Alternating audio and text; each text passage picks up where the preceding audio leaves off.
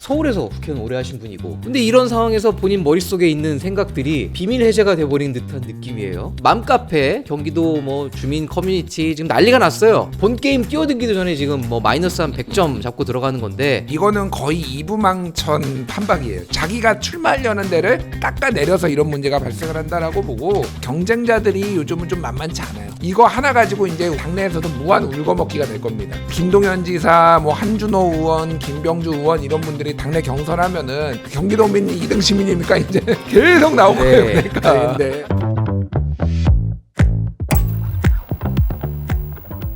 자, 네 번째 의제 열어보겠습니다. 추미애 의원이네요. 경기지사 꿈꾸면서 2등 시민. 야, 이게 또 무슨 얘기냐 하면은 지금 추미애 의원이 경기도지사 출마를 준비하고 있어요. 그런데 방송 나와가지고 이렇게 얘기했어요. 경기도민에 대해서 아류시민. 지금 저 멘트가 뭐냐면, 서울에서 경쟁에 뒤처지면 경기도로 이전하는구나 하는 2등 시민의식, 경기도의 독자적 정체성 이런 문제를 풀기가 어려웠다, 이렇게 얘기를 한 건데, 1월 11일에 이제 나와서 방송에서 이런 얘기를 하면서 경기도는 그런 아류 시민에서 탈출해야 된다, 내가 1등 경기도 한번 만들어 보고 싶다, 이렇게 얘기를 한 건데 아류 시민이라고 한 거예요. 경기도민이 아류 시민이다, 뭐 2등 시민의식이라고 표현을 한 건데, 이게 지금 굉장히 좀 부적절한 거 아니냐, 이렇게 지적을 하고 있는 거죠. 네.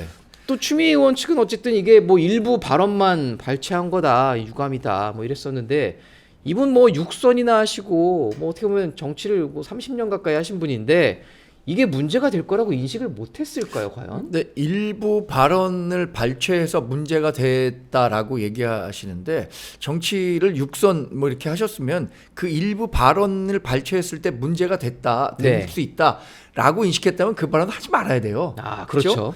왜냐면 정치에서는 그게 비일비재하거든요. 그러니까 이 발언이 논란이 됐었을 때 자기는 그 진위가 그게 아니었다라고 얘기할 수는 있지만, 그것을 받아들이는 사람이 어떻게 생각할 것인가를 좀 고려하고 얘기를 했었어야 한다고 생각하고, 저는 이제 경기도민으로 태어나서 지금은 서울 시민이지만 다시 경기도민이 되려고 하는 사람인데, 네. 경기도의 독자적인 아이덴티티, 정체성이 부족하다? 그건 당연하죠. 경기도라는 지역이 이렇게 있는데 팔도에서 다 몰려와서 살고 있는데 어떻게 그 독자적인 그 어떤 정체성을 마련할 수 있겠습니까? 그거를 지켜가는 일부 계속 오랫동안 살아왔던 사람도 있겠지만, 일종의 경기도는 우리가 뭐 과거 미국을 얘기할 때 뭐 모자이크 또는 멜팅팟이라고 얘기했잖아요. 대한민국의 멜팅팟이 된 거거든요. 근데 그 경기도에 대해서 이렇게 평가하는 것이 과연 경기도지사에 나가겠다고 하는 사람의 입에서 나온 말이냐라는 데에 대해서 문제를 당연히 제시할 수 있는 거죠. 이거에 대해서 억울하다 이렇게 얘기하는 것도 좀 아마추어적이다 이렇게 평가합니다. 저도 참 궁금한 게, 사실 이분이 국회의원 다 서울에서 하셨단 말이에요. 그러니까. 그런데 또 경기도지사 출마를 하시겠다고 하는데, 아니 지금은 경기도에서 하고 있죠. 그러니까 지금은 하고 계신데, 원래는 이제 서울에서 국회의원 오래 하신 분이고, 근데 이런 상황에서 본인 머릿속에 있는 생각들이 비밀 해제가 돼버린 듯한 느낌이에요. 과연 이 발언, 이거 굉장히 좀 쉽게 넘어가기 어려운 상황인데, 이미 맘카페, 경기도 뭐 주민 커뮤니티 지금 난리가 났어요.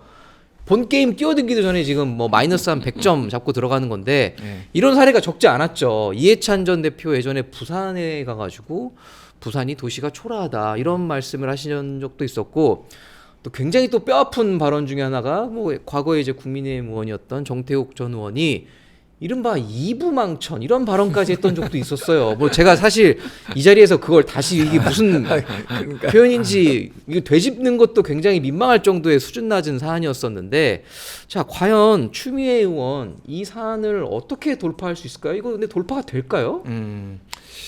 일단 그러니까 뭐 여러 사례를 말씀해 주셨는데, 이거는 거의 이부망천 판박이에요. 제가 보기에는. 이부망천 수준이다. 예, 그게 왜 그런 얘기가 나왔냐면, 당시에 네. 이분이 인천에서도 그 정태욱 전 의원이 인천에서도 그때 뭐 공직을 좀 하셨죠. 공직을 했어요. 네. 그래서 잘 알아요. 네. 근데 쉽게 얘기를 하면은 서울에 비해서 인천과 부천이 여기가 개발이 좀 덜 됐다. 인프라가 좀 떨어진다. 인프라가 떨어진다라는 얘기를 하면서 뭐 이혼하면 부천, 망하면 뭐 인천 뭐 이 얘기를 한 아유, 거거든요. 참. 저는 전혀 동의하지 않아요. 네. 근데 본인 입장에서는 진정성이 있다라고 생각을 한 거예요. 그러니까 아. 여기가 낙후된 거를 우리가 한번 우리 자유한국당이 하겠다라는 취지로 얘기를 한 건데 나는 또 여기 잘 아니까. 그런데 이게 이제 얼마나 부적절했는지 똑같잖아요 지금. 네. 2등 시민 1등은 서울이 다 해먹고 그러니까 2등 시민이지만은 내가 가서 1등으로 만들어 보겠다. 네. 그거는 하면 안 되는 말이. 그러니까 쉽게 얘기를 하면은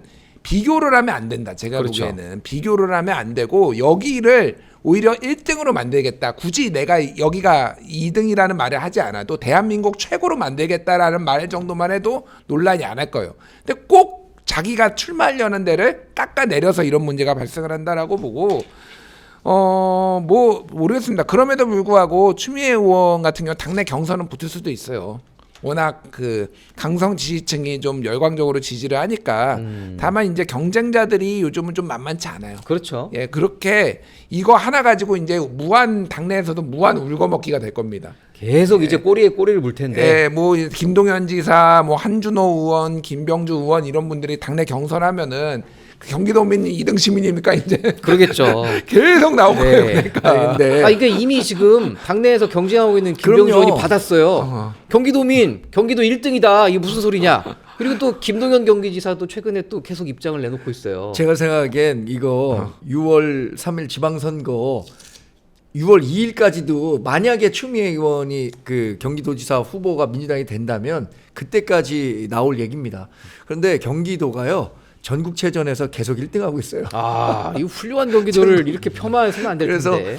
지금 서울시와 이렇게 비교해서 경기도가 2등 시민이다 이렇게 얘기한다면 그러면 수도권 밖에 있는 뭐 충청도, 뭐 경상도, 호남, 뭐 전라도 이런 분들은 이 얘기 들을 때 기분 좋을까요? 이거 다 이렇게 서열식으로 매긴다는 것 자체가 정치인들이 제일 잘못하는 것 중에 하나가 그런 거거든요. 요새 그 자제들 대학 간 거 이렇게 네. 물어보지 않는 거 아시죠? 그렇죠. 요새는 그런 시대가 아니거든요. 근데 이렇게 뭐 서열화 해갖고 본인이 그렇기 때문에 이걸 1등 뭐 시민으로 만들겠다라고 하는 것 자체가 좀 이번 대단히 좀 잘못된 발언이었다. 이거 이렇게 논란이 된 이후에도 내가 그 발언 왜 했지?라고 좀 후회도 하실 것 같아요. 뭐 일단 결과가 어떻게 될지 그리고 이 발언의 여파가 어떻게 영향을 미칠지 저희가 한번 또 면밀히 살펴보겠습니다. 자, 이제 여러분이 가장 기다리셨을 것 같은 Q&A 시간, 저희 광화문 비대위가 질문을 받은 내용으로 여러분들께 직접 답해드리고 저희도 또 토론하는 그 시간을 가져보겠습니다. 라이브 댓글 질문 주셨던 것들 저희 몇 개 골라봤는데, 자, 먼저 이런 질문이 올라왔어요. HJKY2Y님. 오늘 갑자기 국민의힘 윤리위원회가 김종혁 전 의원의 징계 수위를 논의한다고 해요. 지금 그래서 김종혁 의원이 갑자기는 아닙니다. 갑자기는 아니죠. 있었어요. 네. 그래서 김종혁 의원이 지금 오늘 출석을 했어요. 당원권 정지 이제 2년을 확정할지 아니면 뭐 다른 방식으로 할지 이거 어떻게 보시나요? 더 결론이 바뀔까요? 이게 저도 예상해 보기가 어렵죠. 아까 오기 전에 김정혁 선배랑 통화를 했어요. 네. 내가 지금 거의 가고 있다. 그 윤리 가고 있으니까 네. 끝나고 전화할게 이렇게 하셨는데 지금 당무감사위원회가 2년 했단 말이에요. 2년권 굉장히 중징계거든요. 과연 이 정도 할 수 있을까 싶은데 저는 상식적으로는 할 수 없을 거라고 없다. 생각하는데 지금의 정치 상황만 놓고 보면 2년으로 확정될 것 같습니다. 확정된다. 자, 이거 오늘 저희가 좀 재밌는 질문들이 많아서 좀 최대한 좀 많이 소개를 해드리고 싶은데 일단 좀 다른 질문이 있는데 아예 이분은 우리 위원님 이름을 콕 박아서 질문을 하셨어요. 제 이름이요? 토끼와 거북이 59님. 김준일 패널님은 우리 위원님이시죠. 예. 한동훈 전 대표가 장동혁 대표의 단식장에 방문하는 것에 대해 어떻게 생각하시는지 궁금합니다. 예. 이런 질문을 하신 분도 있으신데 방문할까요? 방문할 가능성이 있을까요? 그러니까 일단 이게 좋냐 안 좋냐를 먼저 물어보시면은 저는 방문하는 게 좋다고 생각을 해요. 이게 계속 말씀드리지만은 내 눈앞에 지금 경쟁 상대가 누구냐가 한동훈은 장동혁, 네. 장동혁 한동훈 이렇게 하면은 이거는 정치가 하수라고 봐요. 지난번에 필리버스터 24시간 했을 때도 페이스북에 노고 많으셨습니다. 썼잖아요. 그러니까 대여투쟁하는 당 대표를 뭐 격려하고 응원하고 이거가 잘못된 건 아니잖아요. 그렇죠. 거기에서 만약에 가서 이렇게 고생 많으십니다라고 손안을 한번 잡으면 그 다음에는 공은 이제 장동혁 체제에 넘어가는 거예요. 그러면은 야 그래도 제명 그러면 요거 누가 먹겠냐고요. 그러니까 기본적으로 이런 거는 누구를 상대로 지금 우리가 정치를 하느냐를 생각을 하면은 찾아가는 게 저는 무조건 맞다. 그 타이밍은 모르겠어요. 지금 바로보다는 조금 더 저는 이따 가는 게 나을 것 같은데 어쨌든 가는 게 좋다. 가는 게 좋다라고 보고 갈지는 모르겠어요. 갈지는 모르겠다. 저희가 저한테 물어보시면 너무 곤란할 것 같은데. 아 그럼 저희는 다른 거 여쭤볼게요. 한 분만 더 저희가 짧게 오지루 씨님 장동혁 대표 지방선거 패배하면 과연 자리에서 순순히 물러날까요? 그러지 않을 것 같습니다. 안 물러날 것이다. 왜 그렇죠?